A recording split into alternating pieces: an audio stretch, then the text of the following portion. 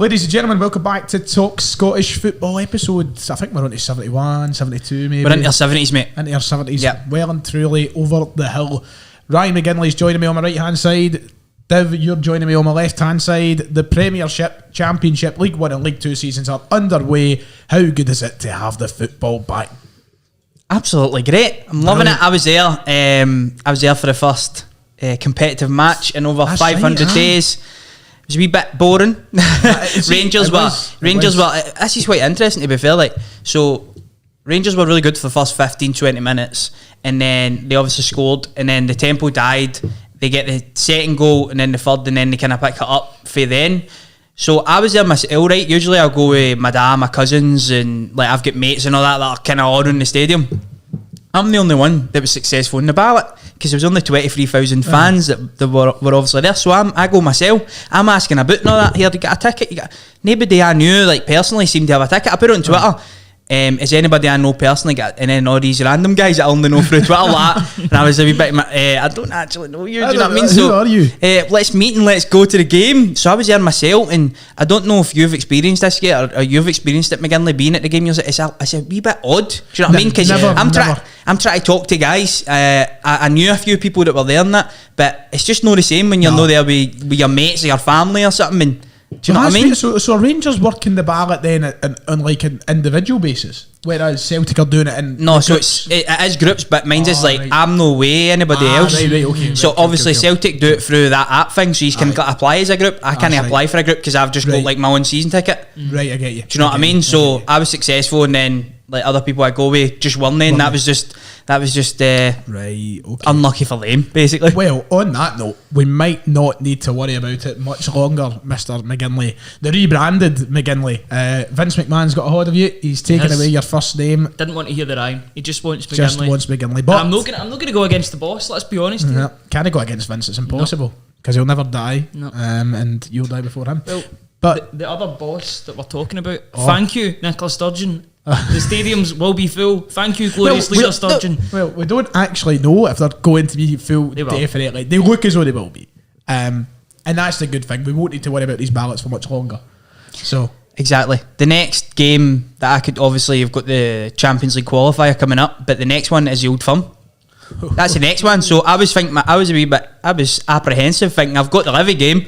I might not get that, but if it's full houses, I don't need to worry about that. Well, and I've got an extra game under my belt over the other. What they're saying is apparently the council are going to let it happen. Yeah. It's applications. So is it then that the government haven't actually gave the green light? And so the government have said, all right, we'll basically give you the green light, but we're going to make it difficult for you. That's basically it. So no thank you to Nicola Sturgeon then. Thanks to Glasgow City Council. Thank you. For the first time ever. What is it, the Lord Provost? Well, it's not the Lord Provost because it's a woman, isn't it? So have you ever met the Lord Provost? No, I have not. It's so weird, isn't it? The Lady Provost. Have you ever seen the Lady Provost? I have not. Is it's strange. It was a guy when I seen them, and he was handsome. They just kick about with a big massive bit of blind one. Big gong. I've seen that from North Lanarkshire Council. It reminds me of the mid 2000s when everybody used to kick about with their name across their fingers and that. Did you ever have one of these rings? I did not. I had a big Davy B one. Did you actually have one? Aye, I did. I didn't have the. I was away, mate. It wasn't up to me. It wasn't up to you. I didn't have Davy Sharp on it because that isn't my name. David Sharp. Right, listen, we've got a lot of football to get into because we're in a bit of a weird situation. For the usual listeners, the listeners who have been here since day one, you'll know that usually what we do is we usually have a show on a Tuesday, usually have a show on a Thursday, one being the review show, one being the preview show. And we're still in the midst of getting used to the studio, still in the midst of figuring out who can do what days and all the rest of it. We're all extremely busy people. So right now we're just kind of merging it all into one super show. It's truly Vince McMahon's wet dream. We're going to try and go through everything. We're going to start with the opening weekend. As you've already touched on, the Rangers game, it was a bit bland, it was a bit boring, but at the end of the day, a 3-0 win to start the season isn't the worst, is it? I know, aye. So during the game I was a wee bit bored up until the goals. I thought when Yanis Hadji went off for Rangers, the tempo died a lot. I thought he was involved in opening proceedings really well, playing in a midfield three. I'm hoping that he can adapt his game. I think I said it in a previous show. He can adapt his game and maybe start more in that midfield three. And if he can do that, he'll give you so much going forward as well. But just on the game, it was a bit boring. But after the match, I was sitting, I'm thinking to myself, Livy were never ever going to get eaten out of that game. I think they had one shot all game, and Rangers were able to contain them. And Bruce Anderson, I thought his movement, unlucky, mate, because he was just running. He was just doing suicides all day, you know what I mean? Doggies up and down the pitch. I felt for him, because he's a guy that I think can actually do all right this season. But I thought his movement was clever at points, and Rangers just nullified it. So after it, I was thinking, although the game's boring, you win 3-0, and also the other team just never looked like scoring. So you obviously want to go through the gears and have it be more entertaining as the games progress. Aye. But at the same time, if you can have a game like that every week, you're happy, aren't you? Because it's a 3 points is all that really matters. That was it, Ryan. We all know, you remember, back in the glory days when we were actually winning stuff and winning games of football. The situation was that if you went to Parkhead and you were playing in Livingston, if you won 2-0, that's fine. That's the 3 points on the board. So to open the season with a 3-0 win, there's not many complaints. Did you manage to catch any of the Rangers game? Any thoughts on the opening day? I watched the second half. I didn't really know what was going on in the first half, but I was like, this is still 1-0. I might as well tune in, maybe for the part if they drop points, which doesn't really happen regularly now. I was listening to Clive Tilsley with his expert knowledge on everyone, basically. It felt like. Is Clive Tilsley still? He's still there. He's still there, mate. He's still kicking a ball, Clive. At Rangers, I don't know. Aye, who was doing the co-commentary. Was it Stevie Smith?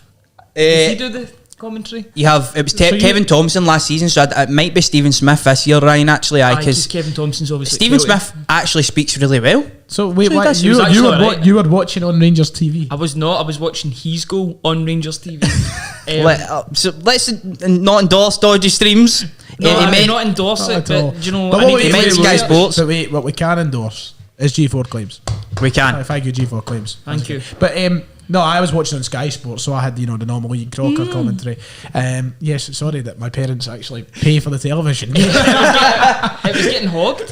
Here, the key one in there though, Ryan. My parents actually pay for it. Come on, get your hand in your pocket yourself, son. Start paying. Never.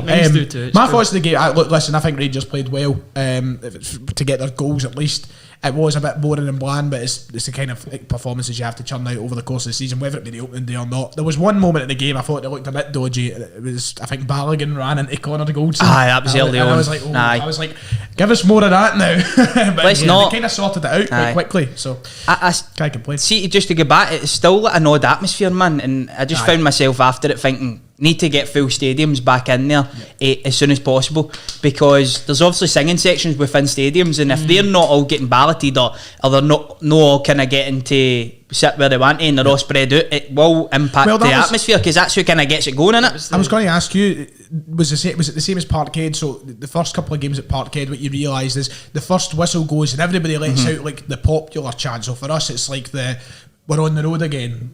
You know what? It's the Celtic Symphony. That gets pelted out, it dies away, and then it's like silence, and then it's the same one 10 minutes later, and it's like it pitters out again. It's just like I think it was just weird. You can see people trying, but no, everybody really wanted to join in, sort of thing. You'll probably see more in like competitive games how it really is. In a friendly, you will get that. It'll be buzzing at the start for the first couple of minutes. For Rangers, I think it determines on how like the team is playing as well. So for the first 15 minutes, Rangers were playing really well, so the crowd were up singing and it was really good. The atmosphere was class. It felt like there was more than 20-odd thousand, but when it goes quiet, it goes fucking quiet. Do you know what I mean? Yep. And you can start hearing the players shouting and all that. It's weird, isn't it? And really weird. So sooner the fans are back, the better. And I'm hearing for the second leg versus Malmo, Rangers will have a full stadium, 50-odd thousand. Exciting, isn't it? So that's very exciting. Plus. Yep, and it's an absolutely huge game as well. Yep. Right, well, let's move on to the other Saturday games. We'll start with Dundee and St Mirren. Ryan, you've been bigging up Dundee and you've been bigging up a certain Jason Cummins, who's off to a flyer because he scored in the 2-2 draw against St Mirren. I think St Mirren, who took the lead twice, will be disappointed they didn't go out and win the game. But it's a good result for Dundee, I'd say. It is. They're obviously back up after a couple of years in the Championship. It's good to see them getting off to a good start. I thought Jason Cummins would score goals in the league. He's done it before previously, and he's starting as he means to go on again. See Jamie McGrath scoring a... When did they do it previously? When did they do it? Well, I mean, he scored in the relegation. He was brilliant in the Championship. He was good in the Championship, and then he played a couple of games for Rangers. I'm here to make you look a dafty, mate. There's no point, I already do, so it's cool. McGinley, see to just pick up my Jason Cummins point, because we were giving him a bit of stick last week. Yeah. Do you know what I mean? Giving him a wee bit of the batter. My point wasn't that he won't score goals. It's just that I didn't think he would play, and he got a wee bit lucky in this game. Where I think was it Mullen that went down injured in the first 17 minutes. He comes on. And for me, I always fancy Jason Cummins. See if he's on the part. I really do. I think if a chance arises, he can put it in the back of the net. And he showed great character as well. With the fact he gave away a penalty, which I think we're all in agreement it was never ever a penalty. Nah. Never a penalty in a month for Sundays. Nah. But he showed great character, as Brendan Rodgers would probably say. Great character, that. And he made it 2-each with a great finish. So just to pick up on that, McGinley, I think he will score goals, mate. So if he plays, I think you'll be right with your shout last week. You look at the cum dog, the way he comes on the park and all the rest of it. You know, he comes on the park. Beautiful. He comes on the park. It's beautiful. No, but let's go to the other side. St Mirren. I actually want to tell you an anecdote. So obviously we've set up our fantasy football league, which we'll come on to at the end to see where people are, because I want to keep up with this. But I went into the kitchen Saturday morning and David looked at me and he went, "What is your team all about?" And I was like, "What do you mean?" Can I also just say I'm above him in the league as he says this? But anyway, I'm above him in the league. He's like, "What's your team all about?" And I said, "What do you mean? I think I've picked a pretty good team." He's like, "Well, I've gone through all the players," and he's like, "Jamie McGrath." And I was like, "Shut up." I was like, "What do you mean Jamie McGrath?" And he's like, "He's been mince in the cup games and he's been mince in pre-season." I was like, "That doesn't matter, David. I'm telling you right now, he will score today. Step up, Jamie McGrath, as he gets me a goal. Right up you, David. Step up and play, Jamie McGrath." Jamie McGrath got a goal there. He's continuing as he left off last season. He is. He scored a lot of goals last season. He's also a penalty taker. So when you're picking a fantasy team, I've got to be on your side here. I've got to be on your side here. That's a great shout for you, and he got you some good points. I think was it eight points or something like that he got. So you've done David at a belter. So I know you are all kind of miles away from me. So you're on the leaderboard. Well, so you'll need to tell us where actually are you in the table. I'm 126th. That's not too bad. There's nearly 600 people in the league. Where's David? Oh, he was down below me. Right. So I don't know where though. I don't know where. In the 200s, McGinley, you made your team 2 minutes before the deadline. And do you know what? Inspired choices, because I'm mid-table. So how many points did you rack up altogether? You used your triple captain, didn't you? I did. I was smart, mate. I used my triple captain on the best player at weekend, points wise. Well, smart. Very smart. Big moves. I got 79 without. Very respectable score. The average was 46. So 42. Average 42 was it? Sorry, and you got 61. Get 61. See, I'm telling you. But that's because there's a couple of players that didn't play that I would expect to have played. Christie let me down. Declan Gallagher isn't starting for Aberdeen. They're playing McCrory in Stadium, it looks like. So I was a bit surprised at that. But well, let's talk about the upper echelons of the league then. I was genuinely sitting there, right? See, when Motherwell were playing Hibs, we'll get onto the game. I had Martin Boyle still to play. I was genuinely sitting there thinking, I could finish first overall here. Like, if he gets a cut of goals and an assist and whatever, I could be first overall. Not just in the TSF league. Not just I'm talking about the main thing. But Adam Kennedy comes out at nowhere and overtakes me in the leaderboard. What did I say last week? Listen, he is a dark horse. He is a dark horse because, see, the day before he was nowhere to be seen, right? I think I was third in the table with almost 600 people, and I'm thinking I'm going to be first here. But Martin Boyle scored. I ended up fifth. Still very respectable with 98 points. Very good. But Adam Kennedy, 99 points, boys. That's got to be applauded. That's Dolph Ziggler, Money in the Bank. The briefcase. That's superb for him. It is. Right, we'll move on to the next game. Look, I can't wait to keep up with this fantasy football. I'm loving it. Another wee tip then for the people. One that really killed me, right? I was going to go with Ramsey, the right back for Aberdeen. £2 million. £2 million, right? And I decided to change it and go with Charlie Mulgrew that racked me up. 0 points. 0 points. And Wayne Ramsey, that got me 11 points. Second best player points-wise of the weekend. He's a bit of a baller as well. He's a good player. He's a good player. I guess we'll go on to that, but he is a bit of a baller. Yeah, so let's move on to the next game of the Saturday games, because they done me a turn. They got me a lot of points. I instilled a lot of faith in St Johnstone because I have Xander Clark, I have Jason Kerr, and I have Sean Rooney. Yep. So I got 3 clean sheets there in my team because it was Ross County 0, St Johnstone 0. Not an awful lot to talk about. No, the disappointment of the weekend. Yeah, there was opportunities. Obviously, Ali McCann missed a penalty, blazed it over the crossbar as well. But you could say 0-0. There's always a 0-0, isn't there? Scottish football. Always. There's always a 0-0. I was looking through all the teams on that fantasy football. Most people have Xander Clark in goals. It's incredible. Everybody just goes with him. Just a safe pair of hands. Safe pair of hands. Not a lot. No, one of the most expensive as well. And you know that he's going to keep cheap. You know he's going to have some good clean sheets under his belt. Yep. I have Barkas on the bench. Well, he'll be all season. Just wasting money, mate. that is true to real life, I guess. That's true to real life. And finally, the last game of Saturday. We don't want to dive into it too much. If you want to see an in-depth dissection, go into the Celtic. If you want to see a shoot, I dive right in it, mate. To be honest, what an opener, There's a title challenge away. Right, I'll be a wee bit nice to you, right, before we get into it. I don't think Celtic actually played that bad. No, we did not. We deserved to win the game, I think, out of everything. Like, you know, the chances that were there. We had a good goal that was chopped off. We probably should have had an advantage of 11 men to 10 men. So we probably did deserve the win, but at the end of the day, we don't. And we start with a loss. I thought that the possession stats was absolutely crazy. Like, most games Celtic will win with possession of that ilk. But they just didn't create enough clear-cut opportunities, in my opinion, until the very last minute, where Craig Gordon steps up and makes, for the first save, I think is brilliant, because the timing is superb, makes himself big and flicks his shoulder out at the exact right time. But it's a setting save that you make, although a brilliant save, it's one that you expect Craig Gordon to make. Yep. So it's the kind of saves that Celtic keepers can't make.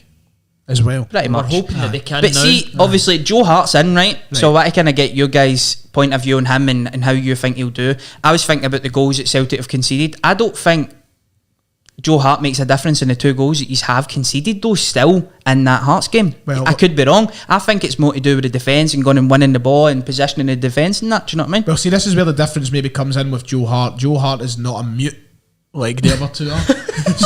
so Joe Hart might actually instruct them to do things. That's a good point. That's maybe where the advantage comes. But I'll be completely honest, everybody knows this. I've been very, very critical of Joe Hart. I think he was one of the worst options we could have brought in, but he's here now. And McGinley, you had the chance to actually speak to him today, and suddenly I'm starting to feel optimistic because of everything I'm hearing. If he's half as good as how he speaks, then he'll be a brilliant signing for Celtic, because the guy is just class on grass, basically, or class off the grass, you can say. Let's not hope he's on the grass. Depends who's hanging about with, I don't know. He was great in that press.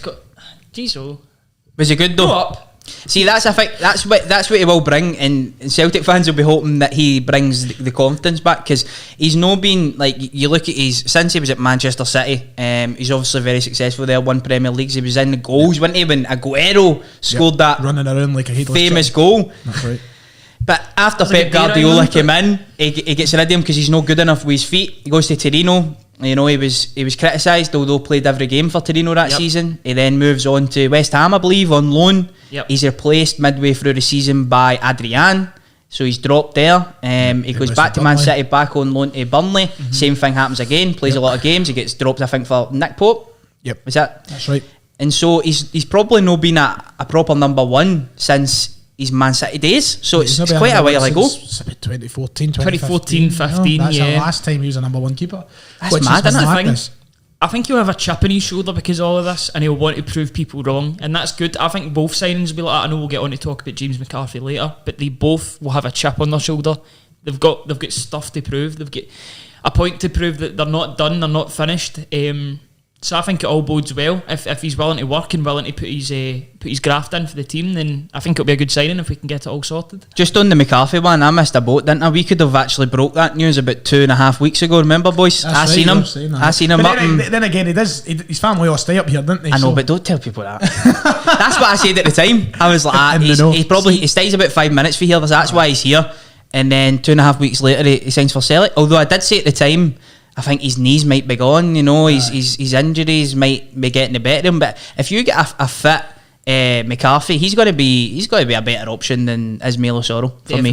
Definitely, he's got the experience, Premier League experience. The fact that he isn't probably still at Everton is because of his injuries, because he got a terrible leg break 3-4 years ago, I remember, and that just completely stunted him. But he's a good player. He's in his prime, you would say. If he can keep fit, then he'll be a great sign. I think I think he'll do very, very well in the Scottish Premier League because he won't even need to, or the SPFL rather.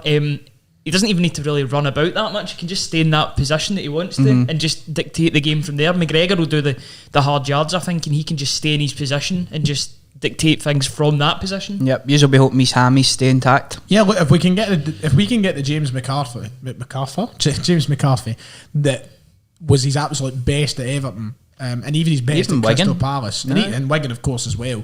We're into a winner, but it's just about whether or not his fitness and his body allows that. One thing I will say, he's not been as injury prone the past 2 years. It's just been down to not really getting picked in the team. I was looking at his injury history. He's been pretty much clean the past 2 years in terms of injuries. I thought he was at the team because he was injured. No, he done his leg at Everton and then never played for 2.5 years or so. Goes to Crystal Palace, plays a full season, starts getting reoccurrence hamstring injuries. I think McGinley, didn't he? So he's been having 2 or 3 hammy problems, which, you know, that could really come back if he starts getting them at Celtic. But you never know.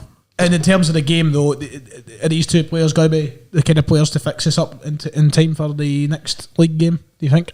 I think they've both got a part to play in the next game. I think Hart will be starting tomorrow, basically. I don't know about McCarthy's fitness just now. I know he's training today individually with a trainer, so that will be touch and go whether he can play on Sunday, but definitely the next couple of weeks you'll see a lot more of him.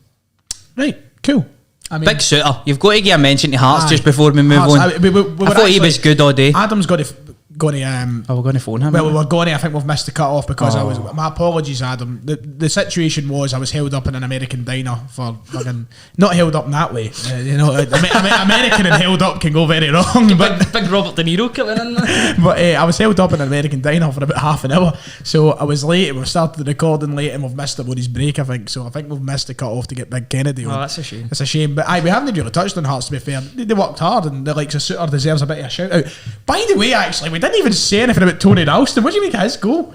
I never watched the goal live, just seen the highlights. And it shows you what Ange Postecoglou wants for his team. Aye, exactly. Aye. Do you know what I mean? Like, most of the time, the middle of that park was just so... There was just Celtic players everywhere in there. I could imagine that being an absolute nightmare for players going forward.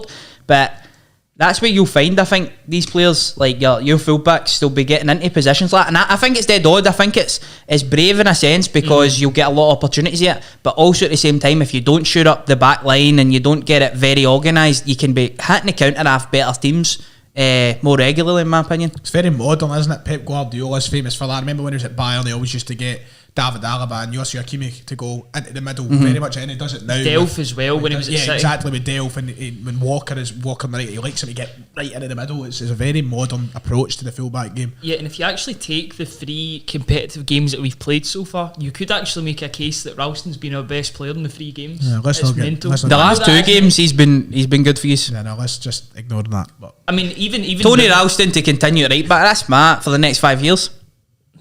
Don't give them any ideas, man. We're already giving away crazy contracts to players that are quite 3-year deal for Joe Hart. 3 year and 4 for McCarthy. Joe McCarthy. Aye. Right, Hart said very quickly. Suter, you wanted to talk about Suter there, I think. I thought he was good all day, and then he pops up with a goal.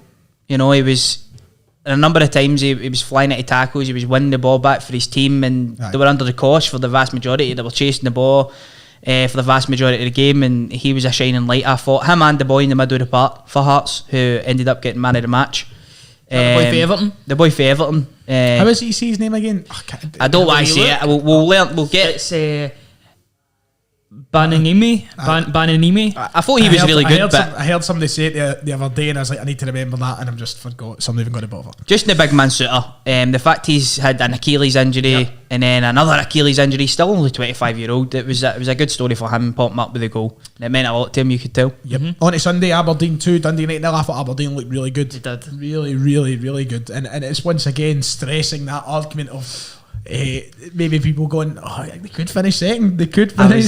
I was just about to say that to you, Ryan. That's what I ask you, mate. Your hero, Hugh Evans, has predicted Aberdeen in second position. Do you think it can happen? It's madness, isn't it? He's your hero, or no? You love Hugh. Up, though. Big shove. So does Ryan. True. I'm not going to go ahead and say Aberdeen will finish second, but what I will say is I don't think it's as preposterous as what some people are making out. A lot of people are going right for Keevans' jugular here and saying, you know, this, that, the next thing. I don't honestly think it's that bold of a suggestion. We've lost the opening game. Aberdeen have won the opening game. Aberdeen have looked impressive in their European qualifiers. Celtic haven't looked impressive in their European qualifiers. I think it's not going to. I don't think it's going to happen. But I think that by saying it doesn't necessarily mean that he's not, because we'll see what happens when Celtic play Aberdeen. Put it that way. The Celtic will finish second. They will.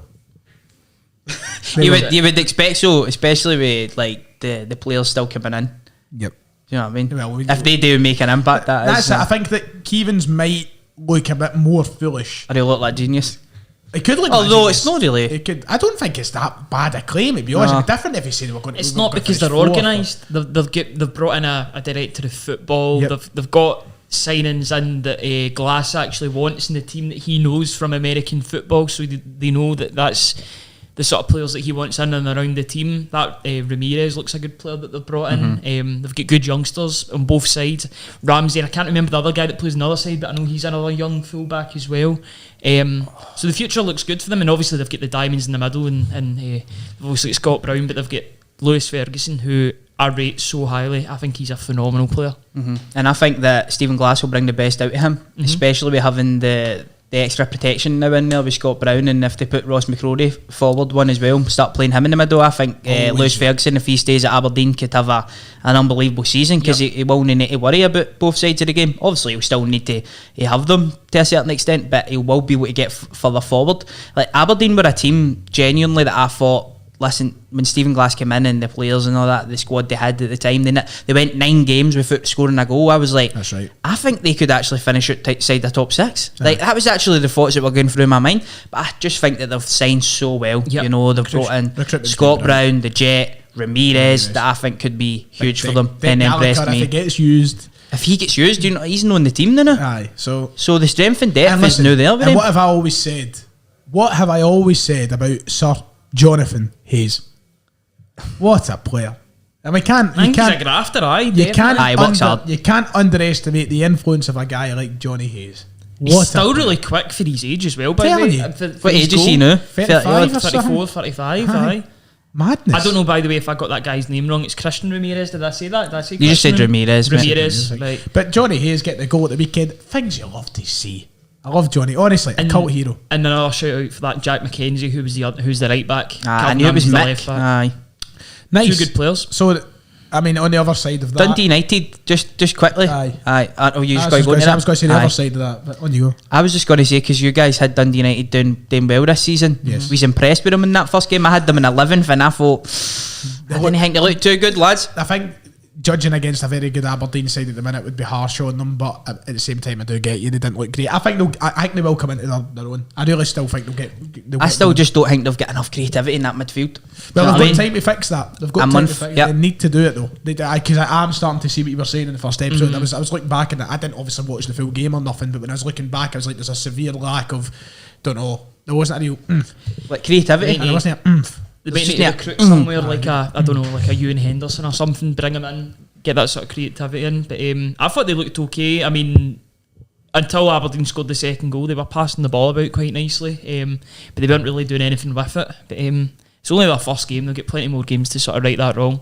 And the final game of the weekend was there's a camera away. So the last game of the weekend then was an absolute belter. I managed to catch the last sort of 30-40 minutes of it hung over, and oh my god, entertainment value was there. Motherwell 2. Fine, thanks. On you go, Ryan, mate. What? I'm not doing this podcast. Is it the Motherwell? I'm not doing it anymore.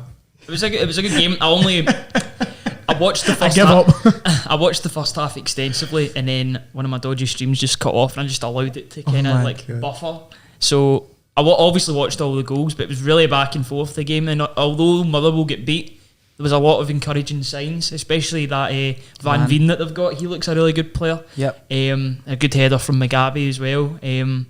But Hibs just shown their strength. Really, they get strength in numbers. The guys that they can sort of bring into the game and expect results from. Like your Doidge can come off the bench, Martin Boyle can score a penalty, and Nisbet was just running riot all day. I mean, he didn't score, but he done everything else basically. It felt like. I thought he was superb. I thought Kevin Nisbet was really good. See, just to talk about Hibs then, see the Doidge goal, see the way that Nisbet turns. Aye. The ball comes into him, he touches it round the corner with his right foot, and he almost Thierry Henry-esque gets onto it, side foots it off the post. It's almost that unbelievable finish. Aye. And he's very, very unlucky. I thought he was really good all day. He was really good. And you can tell the sort of difference. Because we've been watching Celtic so much and saying we really need a striker because Edouard has been so anonymous. You look at Nisbet's performances and you go, wow, that's what you want in your striker. He's doing all these little things, and he might not give you a goal every game. He never gave them a goal at the weekend, but he done so much to make it easy for Hibs to score and just open up the game a little bit. It was brilliant. He's constantly involved, and I think the longer this goes on, the more obvious it is that Celtic should go out and at least test the water with a bid.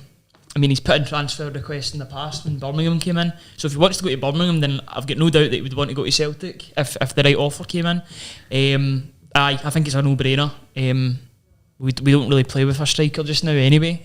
Edouard is not a striker. I don't know what he is at the moment. I was calling him a blunt pencil on Monday. He's just... It is mad though, the criticism that Edouard is getting, and he's the guy that flicks it round the corner that should have probably got Celtic some points out the game, but I don't know. But Hibs, they went into the game a noticeable man down. Josh Doig was away.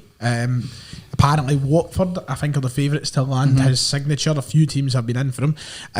Is he going to be a big miss for Hibs this season, Div, or do you think they've shown that they can maybe get round that? Is it just about recruiting somebody else? What's your thoughts? I think he'd be a big miss if there wasn't a guy like Lewis Stevenson behind him. Yeah, somebody's been doing it for so long. He's been doing it for the last 10, 15 years. Since he was a teenager. Since he was about Josh Doig's age. Aye. He's been doing it for Hibs and he's been doing it really well.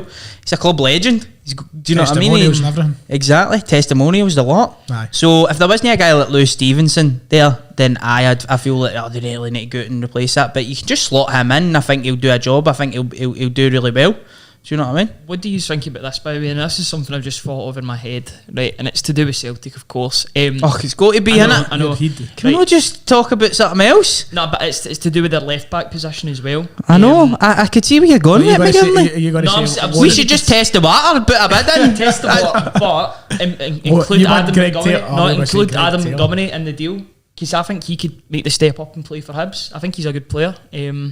And it would, you scratch my back, I'll scratch yours, know what I mean? I'll be scratching Eddie's back, thanks very much. Fair enough. So Josh Doig then? I think he should go to the Premier League, lads. I think he should. He should take it. He should take it whilst it's there. He should go and reap the rewards. And I hope he really does go down there. And he's still a young guy. I hope he goes down and he plays. I'd absolutely love that. Yeah, I mean, it looks as though his mindset anyway. I don't think Celtic are going to be £5 million for an 18-year-old left back. Let's not kid ourselves. No. But no, I think Hibs will be okay. I think, yeah, of course, he's filled with quality and he offered a lot to them last season, especially in terms of defending. I thought his tackling and such was really good for a young player. I think he was on par in the league with Barisic in terms of his tackling efficiency and such. They'll miss that maybe aspect of it, but they'll be fine. It's Hibs. And £5 million.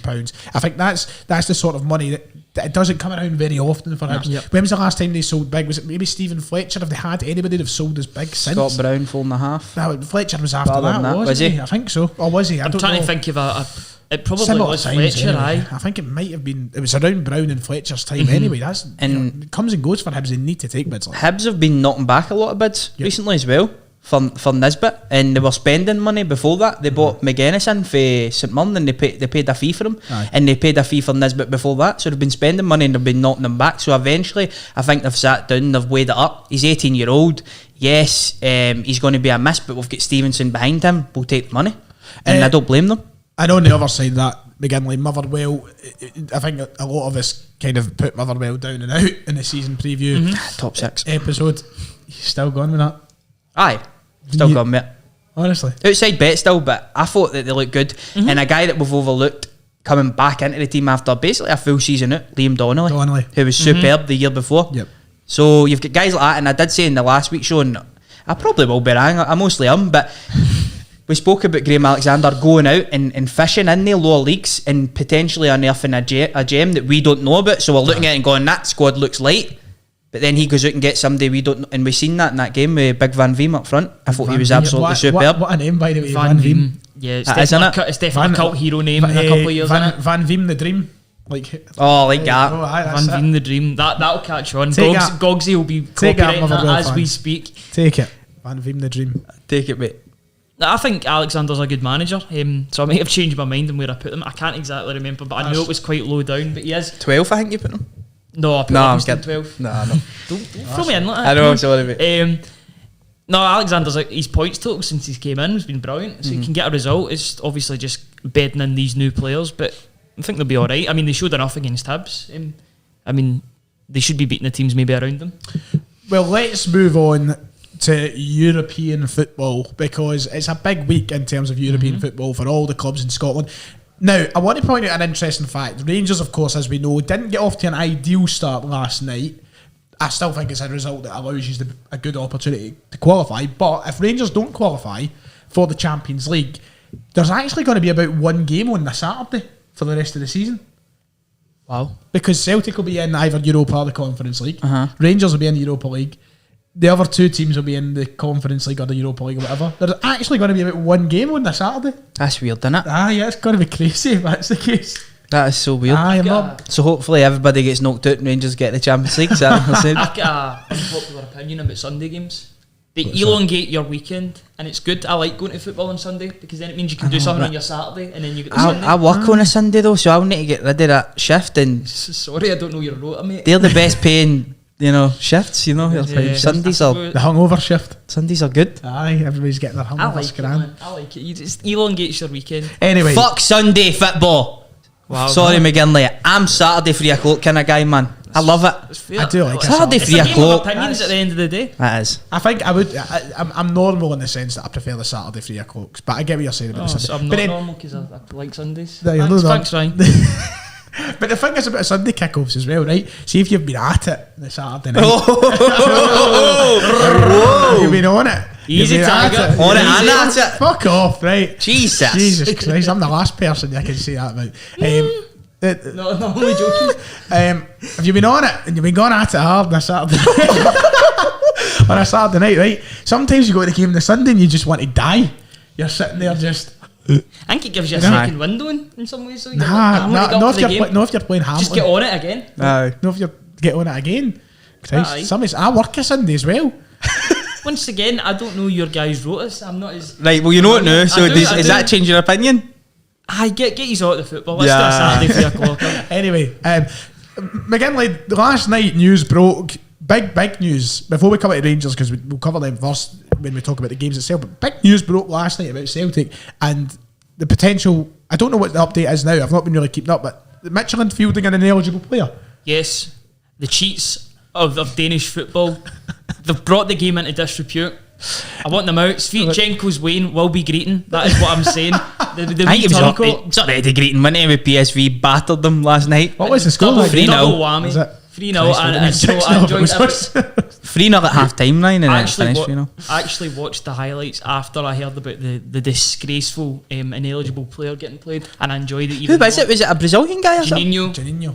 Not the Janino, the free kick guy. Why was he playing? So he was ineligible last night. Aye. So he wasn't ineligible against Celtic? No, he was ineligible against... He had like a 6-game ban. And it gets brought over because... But where was the game? Was this in Brazil? He got banned in Brazil or whatever? I think they signed him after, but he already had the ban should have carried over just battered the guy. European football. Now, I remember, this is what happened. They'll find a loophole, won't they? Remember Charlie Mulgrew get sent off in a friendly, and then we missed him for the first game of the season because the Dutch FA were grasping bastards and handed it over to the SFA. Love that for the Dutch. See these kids that is weird. Like, you shouldn't be getting suspensions for that. For a friendly.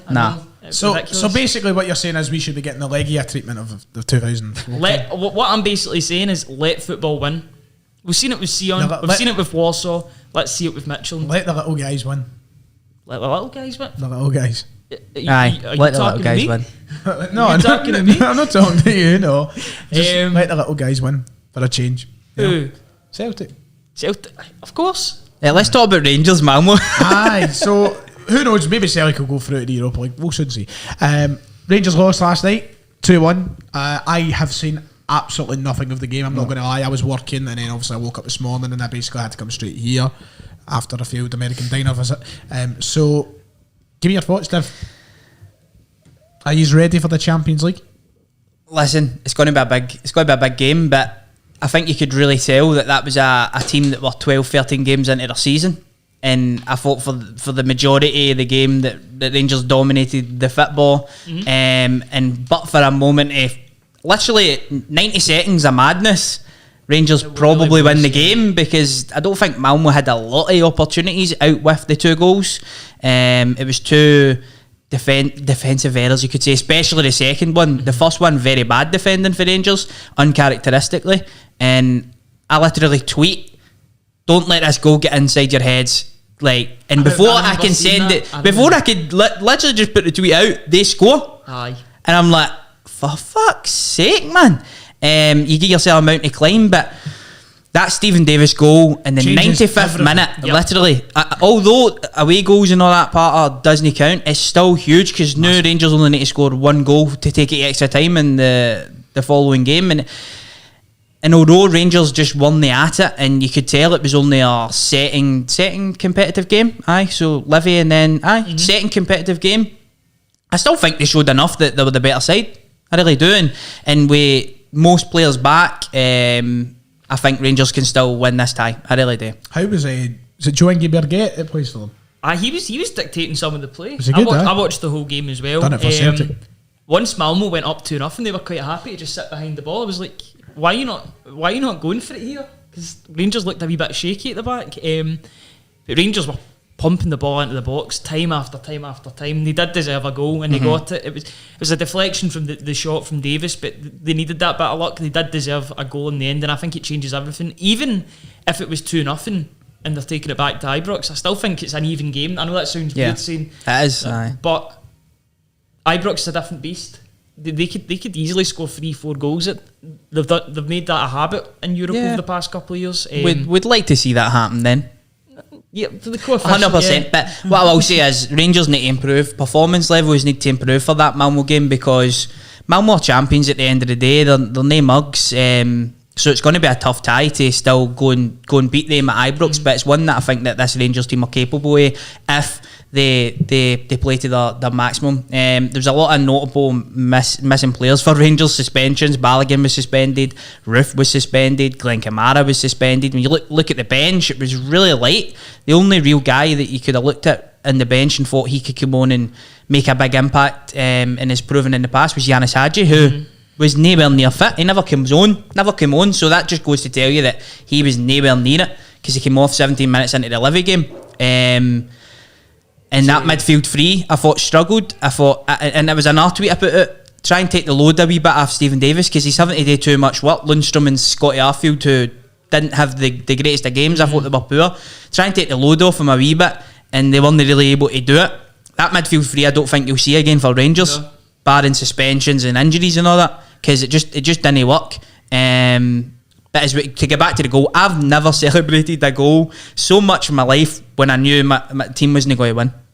It's such an odd... It's a psychological boost. It was huge. Just that one goal. I thought you really missed Aribo in that game as well. Aribo just carries the ball so well and causes problems with his silky feet. With his soupy feet. Do you know...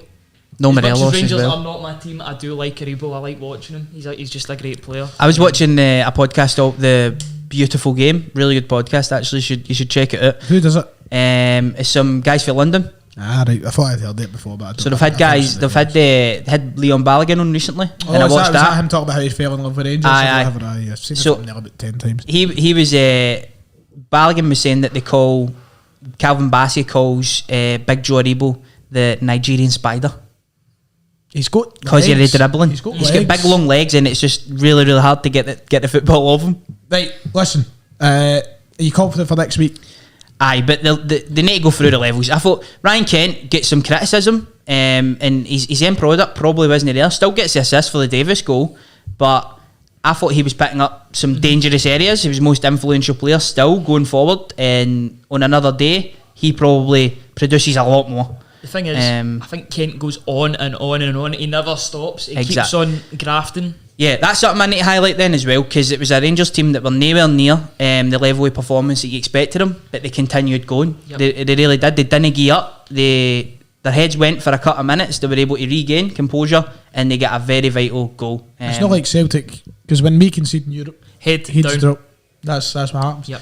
Mentality in it, right? Well, we're going to have to dance through the rest of the games so we can talk briefly about the weekend. Because we've still got a couple of Twitter questions we want to try and fire through. We've still got a quiz to get done as well. So we'll go very quickly about the Europa League qualifications of all Celtic, St Johnstone, Aberdeen, Hibs. You know, there's a lot of football to talk about there. But so we'll run through it very quickly. Jablonettes against Celtic, or the Jablonettes. We head away from home first, Ryan. We should be winning this. We should. The big word is should. We have Joe Hart. We do. I'm trying to think. We probably should be starting with a Yeti up front. Let's be honest now. I think it's time to give him a go again. He didn't do much wrong in the pre-season games, so and he's got to be better than what we've got right now up front, which is a guy that just doesn't want to be here. But I think if we perform to a good level, we will win the game and bring back a good lead back to Celtic Park, and hopefully that'll be 60,000. Yes, hopefully it will be 60,000. But we're away from home first, of course. Do you think this is where Ange will finally get his first win as Celtic boss? This is a team who I think were battered in the last game, weren't they? 3-0. 3-0. Apparently somehow worse than Celtic, so I hope it doesn't go tits up for us. I know you hope it does. Well, I did see an interesting statistic that he's not won a competitive game yet, but Aye. I think this is where he breaks it, because this team are not up to much. Aye. They really aren't. And if Celtic really... The worry is that's got all the makings of a proper, Ferencváros, a Cluj. Aye, but you're talking about champions there. Aye. This team, they're nobody. Nah. So Celtic should go there and they should be professional about it, and they should win the game, in my opinion. And then the playoff round as well, I think they've got a team that isn't up to much. Oh no, we've got our back against the wall. We're fucked. Who have you got? Alma. He said Alma. Oh, have We you? only finished Aye. 3 points behind. I thought you PSV. said somebody else. That must No, be. we're fucked. No, I think it's Rangers. If you go to the playoff, it'll be We're against... fucked. We're out. We've gubbed it. We need this. No, we you're need not this. out. You're in the Conference League Aye, group if, stages. aye. if Rangers were to get put out of Europe or the Champions League, they would play Kairat or Alashkert. Right, so that's what I was thinking. I thought that was Celtic that were playing something like that. Right. I should win the game. Should win it we'll comfortably. We'll see what happens next time we sit down, because Christ, it could be a laughing stock. Galatasaray against St Johnstone, by the way. You brilliant, never man. thought you'd ever hear That's the the tie word. of the night. That's, I mean, 10-1, St Johnstone to win the game. 10-1. Wow. I Fuck, genuinely, isn't it? I think that St Johnstone can win this game, boys. I Maybe not in was gonna say the Turkey. same. I think they honestly can do Honestly, something. I'm looking at the Galatasaray starting 11. They've got Ryan Babel up front. They've got your man Falcao. I think he starts on the bench nowadays. They really don't, barring some good Turkish players in there that I maybe don't know, it doesn't look like a strong lineup. So I think that St Johnstone should go there. They should have no fear. And they should try and stay in the tie, take it back to McDermott, and I really do think that they can do well. This might come back to bite me in the arse, but I've got faith in Callum Davidson and that back line. The thing is, last season Rangers beat Galatasaray in the Europa League qualifiers. Yep. And St Johnstone beat Rangers. So if you're putting 2 and 2 together, it could happen. No, on a one-half game, you would expect you would think St Johnstone can get the result here. Early course of two games, it's going to be difficult. But as I say, if they can go out They're of not Turkey, mugs. They're not mugs. They No, can no. do it. They keep it tight, and listen, don't concede as St many. Johnstone can, over the course of last season, showed both Celtic and Rangers that they can compete with the big boys. They're well drilled as They're well. well drilled. They've got tough. They've got a real physicality around them. Tough mentality. I think there's no need to underestimate them against No. Galatasaray. There's no need to fear. not. No need to fear at all, I think. And then we've got two more games. These the two last sort of games are ones that I must be completely honest in saying I don't know too much about the opponent. So we'll start with, and I'll let you kick us off here. We'll start with Aberdeen, who are going to be taking on Breidablik. Is that how you say it? that's exactly how you say it, Ryan. Is that how you say it? Where are they from? Iceland, I believe. Yep. Are they? Iceland. Nah, I don't know a lot about this side. I really don't. I know a wee bit currently more about. third in the Icelandic Úrvalsdeild. Alright. So I'd imagine Helsinki are top of that. No, the team No? top are Valur. Helsinki are finish. Helsinki are Finnish. No, there's only 28. Setty's up there. I really. Jesus Christ. I hope there's no geography questions in this quiz. Valur, and then it's Vikingur, Reykjavik, and then. Aye, that makes sense. I really don't know where I went with that. I'm quite good usually with my geography. Your capitals. With my capitals Just had a cities. wee What was I saying? You'd I don't know too much about them, let's be honest, So but you'd imagine that they'll be a decent side. Aberdeen saw off Hacken in the last round, battered them 5-1 at Pittodrie. I think the real Hacken turned up in the second game. I think Stephen Glass was on record as saying that it was going to be a much tougher game. They get beat 2-0 with the exact same starting 11. This was a team that finished third in the Swedish League last year, so they were no mugs, but they seen them off over the course of 2 ties. So I think they can go into this, they can be confident, and I think it's a tie that they can win. And then finally, I'll come to you for this one, right? Hibs take on Rijeka. It's tougher. That is much tougher. They're a good side. Do you fancy Hibs' chances though? They are at home first, I believe. Yeah, I think if they're gonna have any chance, they need to get a couple of goals in their home game and then just hope that they can put in a good defensive performance away from home. But these teams are always tricky. They've always got tricky wingers or really good midfielders. I know that's stereotypical Croatian, but these guys are well drilled. They're good players. There's a couple of players that played for Rijeka. That was it Barisic that played for them, or was that Osijek? Osijek. You made this exact mistake in the last podcast. I know. Was it what's his name then? Grezda then? Did he play for? No, he was Osijek. But no, I just remember there was a player that there must be somebody because it's stuck in my head. I think they've actually played before. I think Aberdeen have played this team before. Oh, it's Hibs. Yeah, it's Hibs this time. God. Aberdeen were put out, I believe. It could have been last season, McGinley, if you want to fact check that. Yeah, I think it was. They put Aberdeen out last season, but Aberdeen are a different team this year. Hibs are going off last season a better team than Aberdeen, and they're in a rich vein of form at the moment. They look really good going forward. This will be a tough game though, because this side are an established Croatian side. So whose team is that? Joseph Durmic? Yeah, Joseph Durmic. That was it. He's on loan from Norwich. Yes, I remember Durmic. Kresic on loan from Atalanta as well. Oh, aye. So it's a very, but Hibs have international team here. Aye, but Hibs have got fucking Dan McGregor on the bench to come on if everything goes tits up. Wow, Joseph Durmic, man. There's a player Swiss. Was he not just at the Euros, Durmic? I'm sure he was. He went to Switzerland. I went ahead of Ayeti. That's right. It's going to be a tough game then. Tough game. For the high bees. Yep, it's tough, but I think they can not get something out. They can go through, definitely. Gone are the days where we are counting out the Scottish teams right away. Exactly. Gone are the days. We'll come on to the Twitter questions now if anybody wants to load them up for me. Yes, nice. Load them up, mate. Right. While you're searching them up, big thanks to once again G4 Claims, who of course provide us with this beautiful studio. If you would like some help, if you've been involved in an accident, make sure to get in touch with G4 Claims. Make sure to go and follow us over on Twitter at TSF Podcast 1. You can get involved in the Q&A sessions and hopefully more content soon. We'll be on to the quiz after this. We'll then talk about the weekend coming up, our predictions for those games, and we'll dance a little bit through the opening of the Championship League 1 and 2. We need to know your opinions if you want a dedicated Championship show back or lower league show back, because oh my god, we're 53 minutes in and we've got so much yet to talk about. Div, let's just get into this. There's two questions about Davy Hopkin, surprisingly enough. Is Hopkin ball in full swing is the first one, and the reason why he's probably asked this, Aaron Smith has asked underneath, is there a manager in the world who plays worse football than David Hopkin? Do you know what, David Hopkin, I think he's welcome on the show. He's welcome on the show. An international superstar, if you ask me. Do you know who he looks like? Who? He looks like Syndrome from The Incredibles. What is that? Aye. He does a bit, doesn't he? I seen a picture the other day. David loves Hopkin. Aye. Sorry, I didn't mean to attack you. No pun intended. David loves him. David absolutely loves him. Was he the Morton manager last season? He was, yeah, he was. And then he took basically half of Morton's side. Yeah, I knew he's the Morton manager. Aye. Quite frankly, he's went. No, he's there. He's there, manager. That's a joke. Because Air wanted to be Morton. That's the joke. Alright, fine. using your wee inside jokes, man. Well, it's been on the podcast. I'm pretty sure you've been here. They've switched to the hoops. They've took half their team. They took their manager. I think they took like their assistant manager. Yeah, you try to get a let for their stadium now. I think as well. So it's basically Morton. But of course, it's in full swing. Aye. Josh Doig Enthusiast asks, Scottish teams European path will be here all fucking night, so we can't get into that, sorry.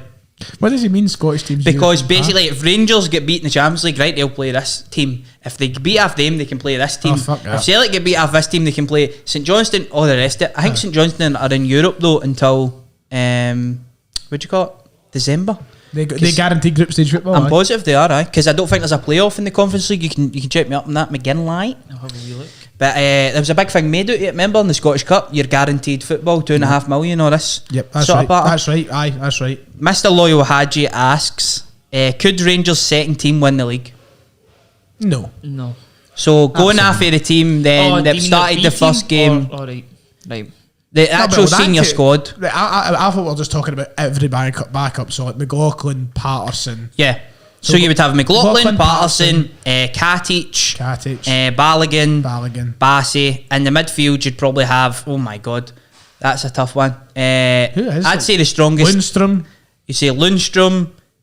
Would Arfield be? Arfield. Maybe even Hadji. Probably no guaranteed. And then up top, you'd have Eaton. We have Eaton, Sakala, Roof, Wright, guys like that. That's strength and depth, by the way. It's something that we when don't you talk have. about it like that, it's a strong squad. It's a strong second team. I think they'd do well, and I think they'd push. I don't know if they'd win it. They would push. It's a bit hard conversation, isn't it? Nah, they'd push Aberdeen, I think. To first. Knew it was coming. Right, last question is for talking lower leagues, and they says we'll be covering it from a lower league perspective this week, guys. Shameless plug. But overall, thoughts on the Cinch drama and how damaging it could be. To give a wee bit of backstory on it. We've not even touched on this. To put a wee bit of backstory on, I don't actually know it in depth, but Rangers are taking issue with the fact that all the leagues and all the teams are to be sponsored by Cinch, who I believe are a motor company ran by Ryland Clark. I think it works out something in the region of 40 to 80 grand per team per season. Rangers have already got a sponsorship deal with a motor company that's worth way more than that, and they don't want to do it. There was no Cinch anywhere near Ibrox on Saturday, and I don't know if there's any other clubs that have took issue with it. That's the only team that I know so far that Rangers. have. They say they spoke to about it. There was no representatives that spoke to them about it, and it's a conflict of interest for their current sponsorship. But the thing that I will raise to you guys, and to get your quick insight in, if Rangers are negotiating a better deal for themselves in the course of a season, then the SPFL can negotiate for every single team in the SPFL. How is that? How is that possible? Do you know what I mean? Because we're not getting represented properly. Currently. Yeah, that's a wee bit of a joke at SPFL level. Undersold. We've definitely undersold the product, I think. But I do believe at the same time it's a bit embarrassing to get rid of all the sponsorships on the sleeves and all the rest of it. It's just a bit much, innit? It's a bit already. Just to get rid of the cinch and the sleeve, just wear it. You know, but there's already a Tomkit tyres on there, son. Aye, I know there's a Tomkit. They didn't know sell tyres. Aye, cars, but it's cars, isn't it? Is it cars? Aye, but has there been any official word that they're threatening to pull out of their deal with Rangers if they were the cinch? You would imagine it would be in conflict to a contract, because if you sign a deal, probably with a betting company, here's my there'll be something in the contract, surely. Exclusivity. Exclusivity. Well, hold on. For industry. Celtic have worn Daffabet for the last fucking 6 years, and we had to wear Ladbrokes Premiership on our fucking sleeve. And they're both betting companies, so that can't be the case. That is a fair point. Very fair point. But what Rangers are saying at the moment is that they weren't spoke to about it, so potentially before Celtic signed the Daffabet deal, I don't think they have. They speak and they negotiate something different before contracts and all that are signed. Do you know what I mean? But technically, I don't think the SPFL have to speak to Rangers about it because it's their sponsorship, it's their organisation, it's not Rangers. It's their league. I know it's their league, and they've signed it when? I don't. It must have been 2 weeks ago or something. Now 3 weeks ago. I just think listen. I'm not sure. It's way out my league. I'm not a fucking. I'm the exact same. But I do think that if Rangers are negotiating a better and more lucrative deal for themselves, only themselves, to be on a shirt, and the SPFL can't get a deal that's worth way more than that, then they've got Celtic, Aberdeen, Hibs. Oh, let me reset this. Reset the camera. Go. Picking back up on that.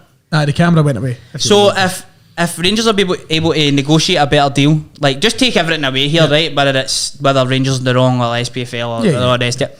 If Rangers are negotiating a better deal than the SPFL and negotiating, and this is the same organisation that didn't even secure a sponsor last season for the league, does it not show a wee bit of? I get where you're going with it. Do you know what I mean? A wee bit of incompetence or something. I don't know. I get what. Look, at the end of the day, it doesn't bother me if I couldn't really care. I just thought if it costs the whole league and all these smaller teams that really need the money, I think it would be a little bit pathetic. No, I think Rangers would just pull it, mate. Yeah, and when they get 80 grand. Can they do that? Is that possible? You'd imagine so. Like one team not to wear the cinch. You'd imagine there's a loophole somewhere in the contracts if the SPFL were the one doing it. Yeah, the thing is for me is it's like they're not directly really advertising Cinch by wearing it on the shirt. It literally just says Cinch Premiership. Like, yeah. It's not as if they have a big fucking in their back saying go to cinch.com or go blah blah blah. It's literally just... Rangers might be just doing hardball because they want more money as well, do you know what I mean? Well, it's business at the end of the day. That's what I like, you know, Rangers went out their way to ask for the 25 grand, that maybe they are just like, you know, let's go and fucking rob bastards. Let's just get as much money as possible, man. Look out for your own, because nothing else will look out for you. Maybe, but aye, look, that's all I can really offer to it.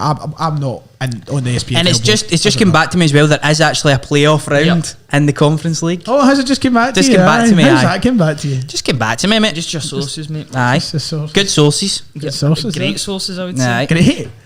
And the know. And that was the last Twitter question. Right, thank you very much. And if you want to get involved with the Twitter questions in the future, Adam Kennedy's still waiting in the call. I thought he put in the chat, I've got like 15 minutes, and I was like, well, ask him if he wants. I'll go and get the quiz set up and ask him if he just phone him. What, phone him just now? Aye, just phone him. Right, phone Adam. Get his opinions on. Need to leave in about 15, boys. Let's see. Where is Adam? Adam Kennedy, for anybody that doesn't know. Where the hell is he? He's not been in the studio yet. He was supposed to be here today, but he's working.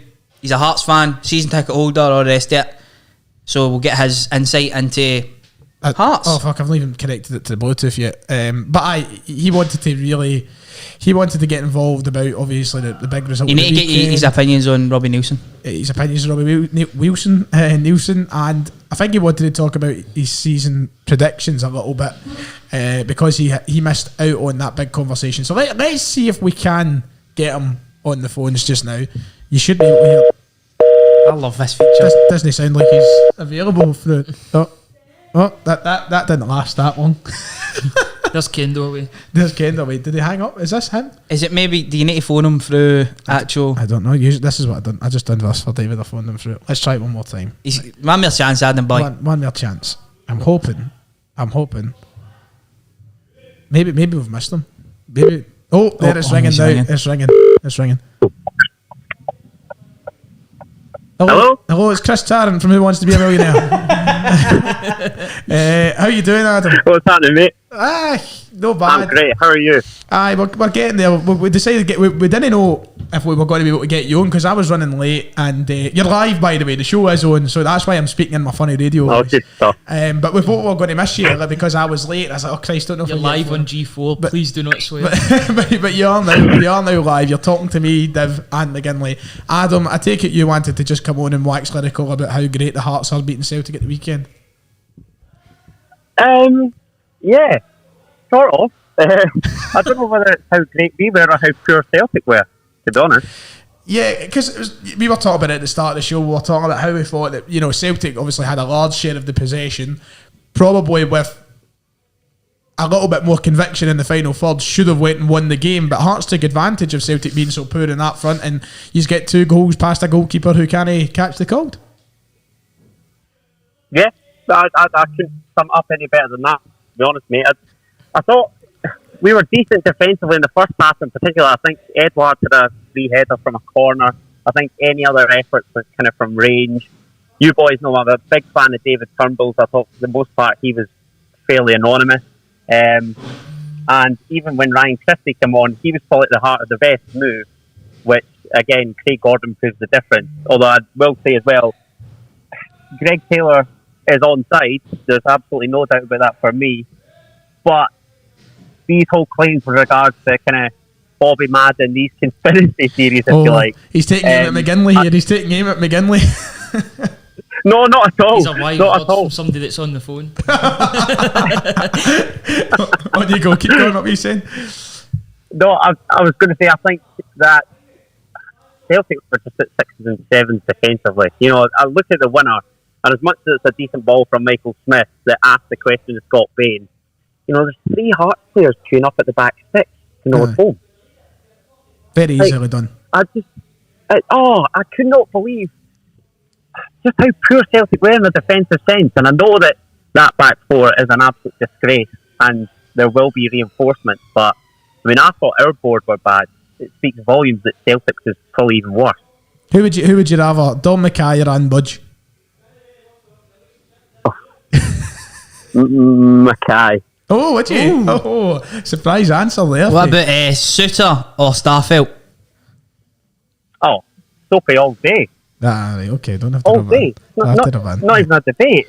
Right, shut up. We'll see. We'll see. Right, we will see. 1-0 to Big Suter. Oh, that's Why that's not the a big interesting thing is next weekend we play Hearts in the Cup, so it's a Oh, that's tournament. right. So we do. We play in the cup. Oh, You looking forward to that? McGinley, for what it's worth, I mean, I'm fully expecting Hearts to lose to St Mirren and Paisley at the weekend. So that's when I know that my club will be back for sure.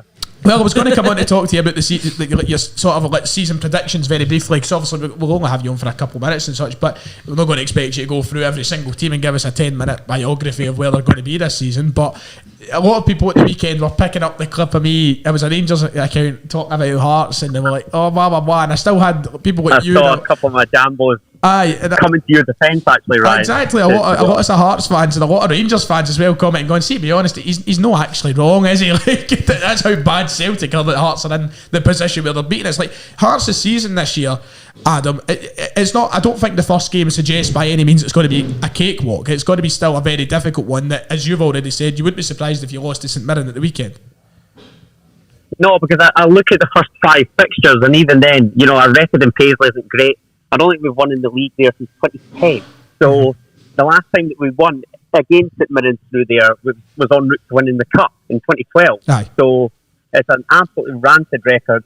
We've then got Aberdeen and Hibs at home in the next 5. I think sandwich the trip to Tynecastle to take on United. So it's tough.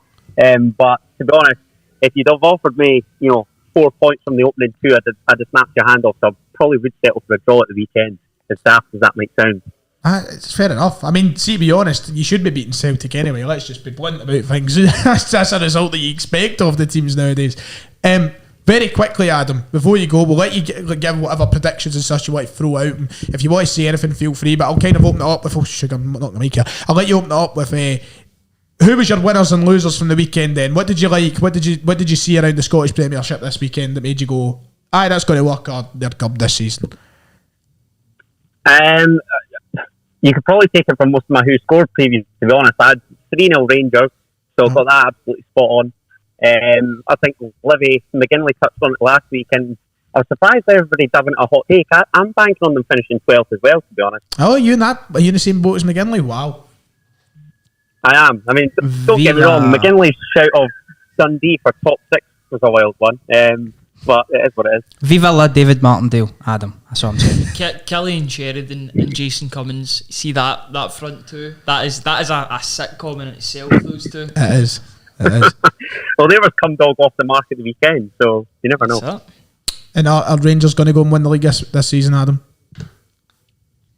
I'm not just saying this to perhaps wind you up, but I'll be astounded if they don't. To be quite honest with you. So are we.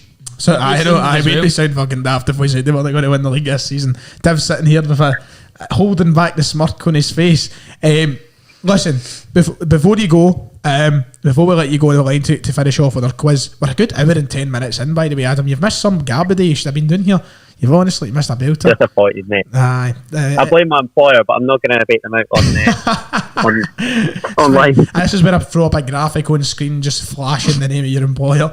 Div isn't very happy with your performance at the weekend in the fantasy football. You came out of nowhere, Adam. 99 points, mate. Seeing the Saturday when I was looking at the table, I'm like, I could win. I could be top here. And then I look at it after the Hibs Motherwell game, and you're sitting in, what are you, second position, third position? Flying, mate. 99 points. Buzzing with my Sunday performance. So fair play to you, mate, but you are getting absolutely humped the rest of the season. So enjoy it while it lasts. Oh, I've got no doubt that I've peaked it. I mean, prematurity, it wouldn't surprise me. It's kind of my thing. No, to be fair, mate, my money's on you. My money's on you to take home all 200 squiddly diddly doos. Is that what you called them? Squiddly diddlies. Aye. That's just mind game. Come on, you're better than that. Kendo is the dark horse. Ryan tipped you to win it. He says you're the dark horse. I've listened to him on the Championship show. He knows his football. He knows his stuff. He's a dark horse. My guy. Nah, not having it. See if we combine our totals, we'll both win. Aye, so I mean, McGinley, we're a team. Need to be formed. We're like coalition government. Who's the Tories? I was about to say he could be Cameron and I'll be I'll be Clay guy. Cameron the Clay, there you go. Right, Adam, we'll let you go so we can get on to this quiz, but we hope to see you in the studio very soon and appreciate you coming on the day, mate. No, thanks very much, boys. I thought you forgot. I'm not gonna lie. No, So, we didn't. See, I seen you put a message in the chat and you were like, "Oh, something about 15 minutes," and I thought that meant that you only had 15 minutes left to get you on. And I was like, "Oh well, look, there's no point in us phoning him because we've barely even started the show." So I was like, "We're going to be gubbed." And then I seen you put in another message, like obviously just before I phoned you like that. And he's phoning me, and I was like, "All right." And I was like, "We'll get him on then." So there you go. We've had you on anyway. No, thanks, boys. Enjoy the rest of the pod and good luck in the quiz. Aye, thanks Cheers, very buddy. much. Right, see you later, Adam. Right, there we go. That was Adam. Are you confident you can take him down this season, Div? Listen, I was born ready. Let's just put it that way. You were born ready. I was born ready. You were born ready. Aye. Right, well, you know what time it is. It's that time of the episode. My God. It's everybody's favourite part of the TSF show. I'm just about to look like an idiot after saying I was born ready, you know? Aye. After this quiz. You got it. Well, you thought fucking... Where was it? You thought Helsinki was in... Shut up. Welcome. That was just to set up the joke, to be fair. It was. I saved it well. I did save it well. You did. There was only a slight second delay, I would say. Aye. But that was the magic, just working in your head. That's it. Right. I tried reverse psychology on Adam there and he was too wise to it, man, so... Fuck, yeah, that's 2-0 Adam. So I've had to flip a coin as to what quiz I'm going to use today. I've got 2 quizzes, which means I've got one ready for the next episode as well. Beans was nice enough to make a quiz, but down to the coin flip, it seems we are going to be using Matthew Duff's quiz today. Here we go. Hey. There's another lopsided quiz. No, Oh, Matthew gets Shots fired there. stuck into him in the chat. I'm Right. kidding on. Please do not cry. It's going to be McGinley against Do not cry. Div. I hope none of you peek at my phone because I'm stuck in the middle here. I haven't even seen McGinley or show, man. I know. Is that a small man joke? Oh, aye. Is that what that is? Nothing small about me. Oh. Right, okay. Volker. McGinley, who was the last quiz between? Who was on the last episode? It was me. Can't remember. Was it me, you and Callum? Was it I Cal? think I get beat anyway. Was it not Callum v Div? No. Was it? I think it may have been. I don't know. Right, but McGinley, you won the TSF quiz yesterday, didn't you? Or on Monday. TSTT. The TSTT, the Celtic Thunder quiz. So do you know what? That means you get to step up first and see if you want set A or set B. It worked for me last time. Set B. Set B, right. Right okay. on. Shit. Right on. Your phone all right there? No, I don't think so, but I'll check It's the it. bottle. I'll That's the check it bottle. full time, The mate. bottle has crashed already. Right, okay. We're underway. It is the TSF quiz. Set A is going to be Div. Div, here's your first question. Which Celtic loanee made his debut in the Ayrshire Derby just hours after signing for the club on Monday night? I'll not get this. I won't get this at Should have all. taken the set A, shouldn't I? Loney. Jeez, oh. I don't know. I'll just go that boy that was impressing in pre-season that was at Queen's Park last season, but I think he's still at Celtic. Connell. Nah, it's not Luca Connell. It's not Luca Connell. Decent guess though. Henderson? No, he's at... Afalabi. Jonathan Afalabi is the correct Aye. answer. Is it Spent right, time Carl? at Dunfermline and I seen that, I know. Dundee most Bastard. recently. He moved to Ayr on Monday night, then played in the Derby. How'd he get on? I don't know. What was the Probably score? looked pretty decent when he came on. He was a sub. Was he? Right, okay. Shocking. First question, Matthew. Question 1 for you. Right. Which nationality is new Aberdeen signing Christian Ramirez? He is American. He is American, correct. 1-0. Can we not just swap questions there? A leggy.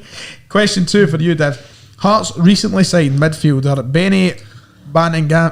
I don't know how you say it. I nearly need to learn. From which Premier League club? Everton. Everton is correct. 1-0. I'd have got that anyway when I was spoke with him. Aye, you would have got that. It was on his Instagram. Right.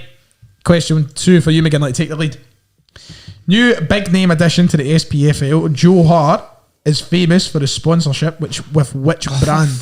I used it this Shoulders. morning. Head and shoulders. I used it this morning. Knees and toes, knees and toes. Head and He tried to have a go at me for my Motherwell joke. That was awful, man. It was pretty funny. That was fucking awful. Right, 2-1 to McGinley. Jokes are bad on here, to be fair. Jokes are bad. All Right. round. Question 3. The first ever Scotland team was made up entirely of players from which club? Queen's Park. Correct. 2-2. 2-2. McGinley still has the advantage though if he can get this right. St Mirren have a stand named after which country? Should remember this for training. Do you know remember it? No? No. I do. They have a stand named after which country? Argentina? No. But if I have my guess, you should remember this. It was the one we parked at. Is it the main one, the big one? Aye. I don't know. Brazil. It was the Norway stand. Was it? It was the Norway stand. So there you go. Right, It's that. all, it's 2-0. all, It's on the line. after 3 questions. So here we go. Jeez, Question 4 for you, Div. Scunthorpe turned down a bid in 2017 from a Chinese Super League club for current Motherwell striker Kevin Van Veen. Yep. But how much was the bid? 4 million. £4 million. 3-2. Correct. Did you got that, McGinley? I would not. I wouldn't have. What's that story, man? I've never heard that. No, me neither. Never This is heard why- that. this is why Do my Dad does research, this. boys. Do your research, yeah. Fair enough. Right. It was on open goal. There you go. He's clearly He's been watching he's it been go. watching it go.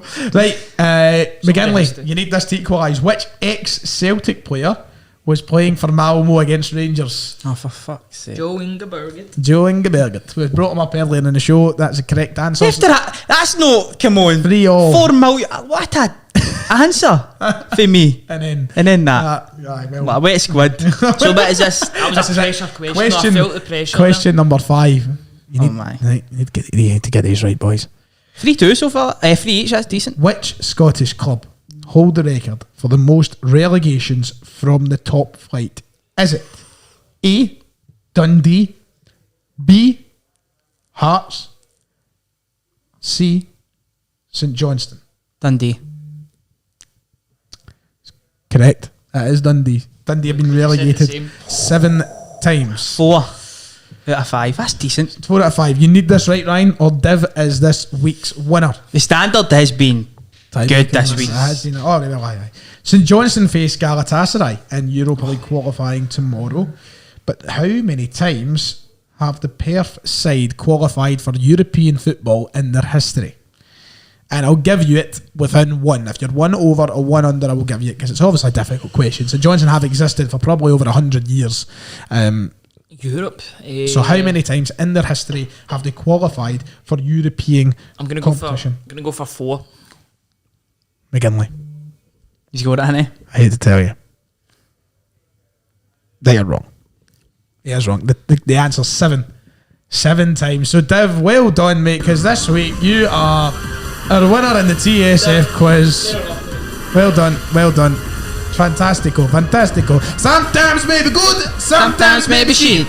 That was a good quiz And, this week. the cameras off. Oh, the cameras Brilliant. are on. So we're going to Audio have to only. end audio only. But that's okay because we are at the end anyway. We're going to talk about what's going to happen this weekend. But look, we've been going for an hour and 20 minutes. So we better wrap it up. Fucking hell. We can keep up with this on our social media. We might throw some predictions or a bonus video or something or anything or something out there. We don't know. We'll try and find something. You just say Something, I don't know. Something. Just got to get something out there. Div, thank you for joining me. Thanks, mate. I've appreciated your company in today's show. McGinley, Always a pleasure. I'll see Good you. to get out of the house. It is. Hopefully we'll be speaking to James McCarthy soon. Yep. You See what will. happens. Yep, It's, hopefully. it's time for me to stop. I need to give other people a chance. Time for you to stop. But I look forward to seeing what happens next week as we edge closer and closer to the end of the Premiership season. I was wondering where you were going with that there. I was at the end of it. Aye. Transfer window. I want it over already. Make sure to hit like and subscribe if you've been listening on Spotify. Then please make sure to like and follow the show, share it out with all your mates, and it would be appreciated. But if you're on YouTube, like, subscribe, and we'll see you all next time.